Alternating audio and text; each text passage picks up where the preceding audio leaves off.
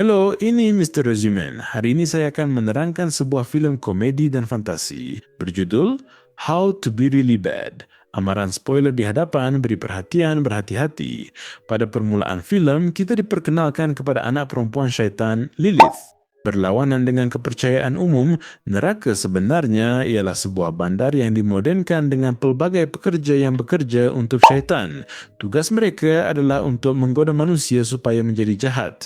Perniagaan laris, namun syaitan berang kejahatan di Burg dan Bernie susut separuh peratus.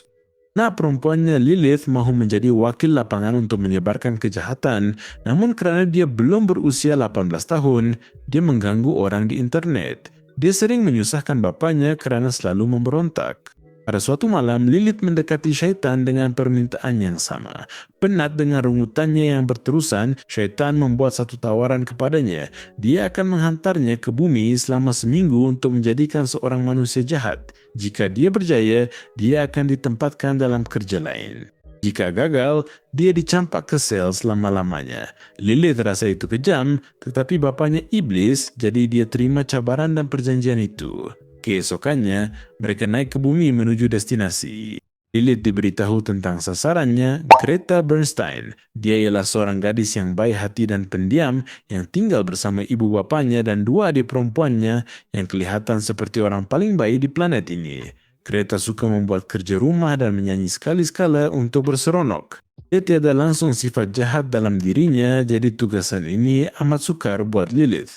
Sebelum pergi, iblis melarangnya bersentuhan dengan manusia serta memberinya bola hitam yang akan berubah warna.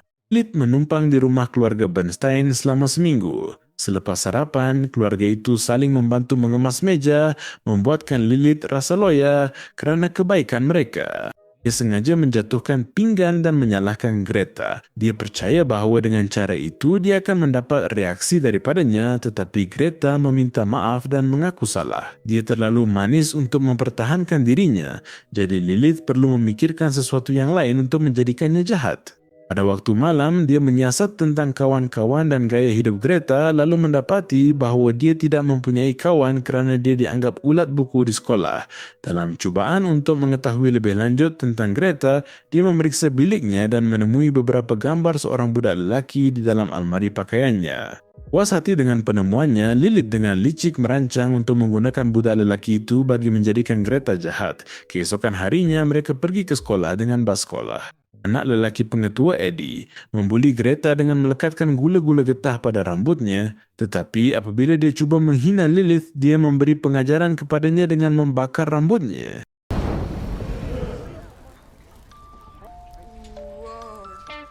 Lilith berharap Greta puas dengan hukuman terhadap pembulinya, tetapi Greta mengaku dia takutkan Lilith. Kebaikan gadis itu mula merimaskan Lilith sebelum mereka terganggu oleh Samuel di bumbung sekolah mengugut untuk terjun.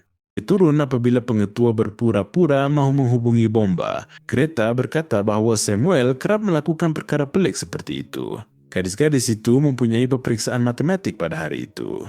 Lilith menipu dengan iPad-nya dan cuba mempengaruhi Greta supaya melakukan perkara yang sama, tetapi dia tidak menipu kerana dia sudah tahu semua jawapannya. Semasa waktu rehat, dua orang gadis popular bernama Melody dan Daria membuat komen sinis tentang pakaian Greta.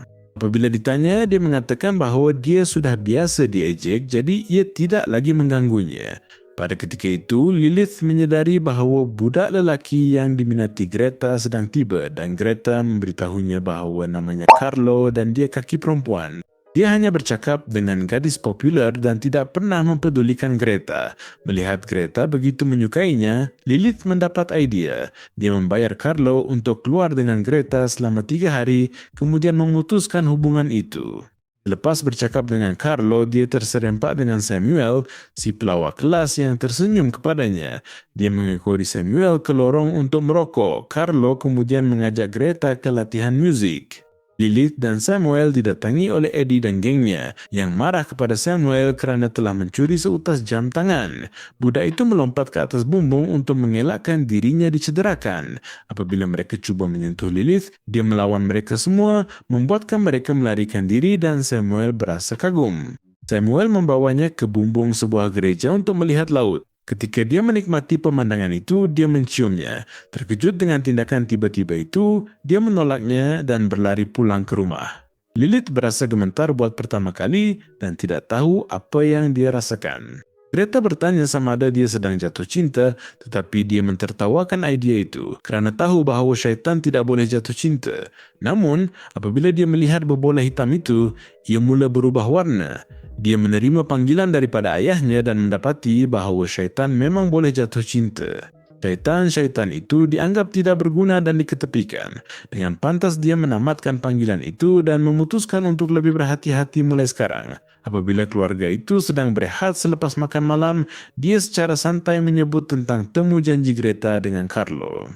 Ibu bapanya teruja dengan hakikat bahawa anak perempuan mereka akhirnya sudah membesar yang membuatkan Greta berasa tidak selesa. Keesokan harinya, Lilith mengubah penampilannya untuk mengagumkan Carlo, tetapi ibu Greta, Sable, tidak mahu dia memakai gaun yang menjolok mata. Apabila Lilith berhujah bahawa dia boleh memakai apa sahaja yang dia mahu, Sable memaksanya memakai salah satu gaun rajut yang selalu menjadi sebab Greta dibuli di sekolah. Melody dan Daria menghina mereka dengan mengejek gaun mereka kerana mereka tidak boleh menukar pakaian. Lilith memikirkan cara lain untuk menjadikan mereka lebih bergaya. Dia mencipta khabar angin bahawa pakaian rajut cyborg ialah tren baharu. Dia juga mengambil gambar Greta dan gaun itu dengan menarik, lalu memuat naiknya ke internet. Seterusnya, dia mencipta sebuah laman web palsu dengan semua supermodel yang memakai gaun rajut dan menunjukkannya kepada gadis-gadis itu supaya ia menjadi fashion. Gadis-gadis itu memuji gaun Greta dan merayu supaya dia membelikan mereka satu. Greta sangat gembira kerana akhirnya dapat menyesuaikan diri dengan gadis-gadis popular. Sementara itu, Samuel mengajak Lilith keluar, namun dia sibuk. Namun, apabila Samuel berjanji untuk membawanya ke pantai, Lilith tidak mampu menolak kerana melihat laut dari dekat adalah impiannya. Mereka sangat gembira meluangkan masa bersama. Buat pertama kali dalam hidupnya, Lilith benar-benar gembira dan tenang. Kembali di sekolah, Greta pergi ke latihan kumpulan Carlo dan bertemu dengan Melody dan Daria. Mereka sedang berlatih sebuah lagu untuk persembahan akan datang yang dianjurkan oleh sekolah. Greta sedar suara gadis-gadis itu bertembung lalu gugup mencadangkan agar mereka menyanyi perlahan. Carlo mengajaknya menyertai band kerana dia arif tentang muzik. Gadis-gadis keberatan tetapi tetap menerimanya. Mereka membentuk satu pasukan yang hebat dan menyanyi dengan merdu. Namun, latihan mereka terganggu oleh seorang guru yang mengatakan bahawa persembahan mereka telah dibatalkan kerana sebuah video muzik yang provokatif yang telah dimuat naik oleh Melody dan Daria di internet. Sementara itu, Samuel dan Lilith sedang berbaring di pantai sambil berbual tentang pelbagai perkara. Dia menerima mesej daripada ayahnya, tetapi mengabaikannya sambil cuba menikmati saat itu. Kedua-duanya akhirnya bercium dan memutuskan untuk pergi ke pawagam. Dalam perjalanan, mereka berhenti membeli ais krim apabila Lilith menyedari ayahnya menghantar banyak mesej. Dia membalas bahawa dia baik-baik saja dan sedikit sibuk, lalu perasan pasangan di sekelilingnya terpesong rancangannya. Samuel kembali dengan 2 ais krim, tetapi dia melarikan diri tanpa memberi penjelasan. Carlo dan Greta pulang ke rumah dari sekolah apabila dia bertanya sama ada dia boleh menjadi ahli tetap kumpulan itu. Greta berasa ragu-ragu dengan idea itu kerana Melody dan Daria tidak menyukainya. Carlo memuji cara dia menyanyi dan mengatakan bahawa dia amat ingin memilikinya dalam kumpulan itu. Mereka mendekat untuk bercium, tetapi terganggu apabila ayah Greta memberhentikan van-nya di sebelah mereka.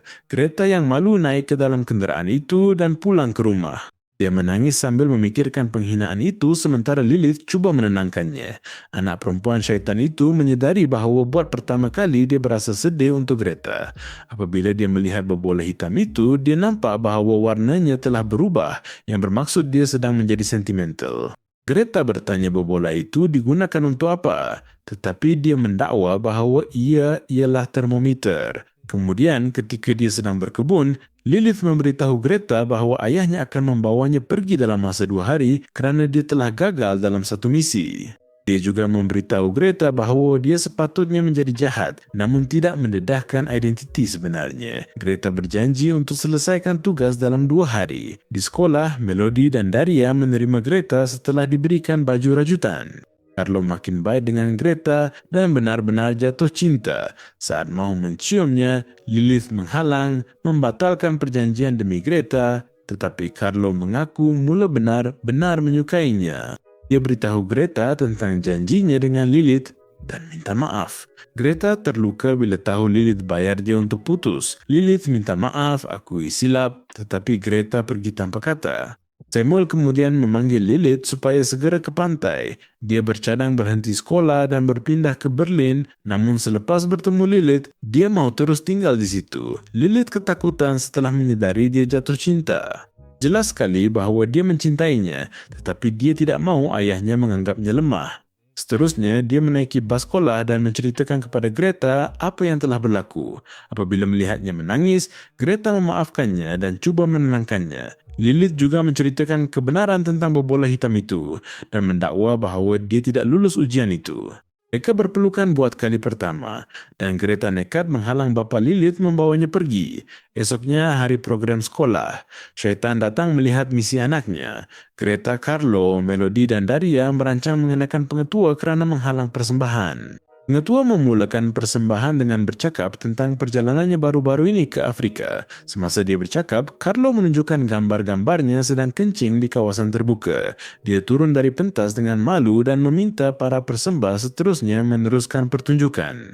Eddie dan kumpulannya mula bermain biola, tetapi mereka terpaksa lari di pertengahan persembahan kerana Melody dan Daria telah mengotorkan pakaian mereka dengan batu pop. Apabila pertunjukan itu menjadi kacau, kumpulan Carlo datang membantu Greta bersama Melody dan Daria. Mereka mempersembahkan sebuah lagu yang menggoda, membuatkan orang ramai menjadi heboh. Selepas lagu itu, Greta berterima kasih kepada Lilith atas segala jasanya. Iblis membawa Lilith keluar dan memuji persembahannya, menyangka dia memperdaya pengarah dan kumpulan musik itu. Bola hitamnya berubah. Syaitan membenarkannya tinggal di pekan itu untuk menjadikannya jahat. Apabila dia pergi, Greta bertemu dengan Lilith dan mendedahkan bahawa semuanya ialah rancangannya supaya dia kekal di pekan itu. Dia juga telah mengecat bola hitam itu dengan pengilat kuku supaya ayahnya tidak mengesyakinya. Beberapa saat kemudian, Lilith pergi menemui Samuel dan menghalangnya daripada menaiki kereta api ke Berlin. Dia meluahkan cintanya dan akhirnya mereka berdua bercium. Dan begitulah berakhirnya film yang sangat hebat ini. Langgan untuk menonton lebih banyak video seperti ini, aktifkan pemberitahuan dan tinggalkan satu like untuk membantu saluran ini. Terima kasih kerana menonton.